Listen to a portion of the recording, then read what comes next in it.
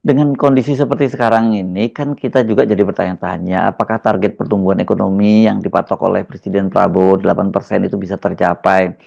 Tapi katakanlah itu tercapai, walaupun rasanya ini too good to be true gitu ya. Pertanyaan berikutnya, bagaimana distribusi kenaikan angka pertumbuhan ekonomi kita itu? Ini apa ya? Ini karena penting kita untuk menunjukkan bahwa data-datanya jelas bahwa kelas menengah sekarang kita turun. Sementara kalau kita melihat data tabungan itu pemilik tabungan ini yang termasuk orang-orang kelas kaya itu makin meningkat, sementara yang kelas menengah itu makin turun.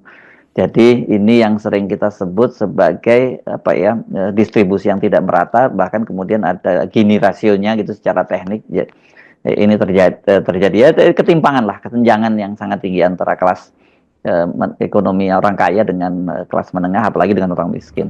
Memang ada banyak data asing pasti bisa kita akses, atau dalam 1 bulan ini kita baca begitu banyak apa yang disebut economic outlook dari swasta, dari lembaga riset, dari perusahaan, dari perbankan, atau bahkan dari World Bank dan IMF sendiri.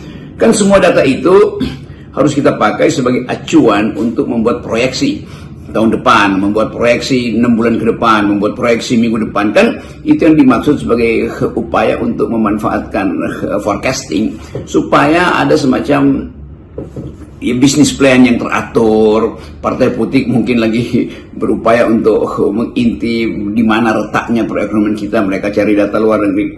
Kalau kita pergi pada data IMF misalnya yang kemarin yang sudah dipublikasikan, memang terlihat bahwa proyeksi pertumbuhan ekonomi Indonesia itu nggak mungkin 8% seperti yang diinginkan oleh Presiden Prabowo, atau 6% 2026, 7% 2027, lalu dapat 8%-nya.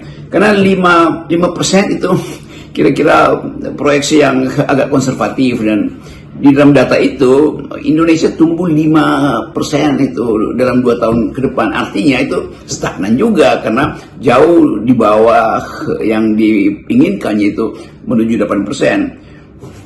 Tetapi bahkan kita bisa bandingkan misalnya bahwa orang akan bilang ya itu kan di atas rata-rata dunia tuh, banyak Jepang bahkan cuma tumbuh 1% segala macam, lalu dianggap ya ekonomi Indonesia baik-baik aja kok. Tetapi kan angka pertumbuhan kan bukan angka yang jadi ukuran stabilitas politik kan. Yang jadi ukuran stabilitas politik adalah angka disparitas di dalam angka pertumbuhan itu kan. Begitu kita lihat kan. Ada pertumbuhan tinggi, tetapi yang menikmati pertumbuhan itu hanya kelas eksklusif elite atas. Itu petunjuk pertama bahwa ada pertumbuhan tetapi dengan disparitas yang tinggi itu.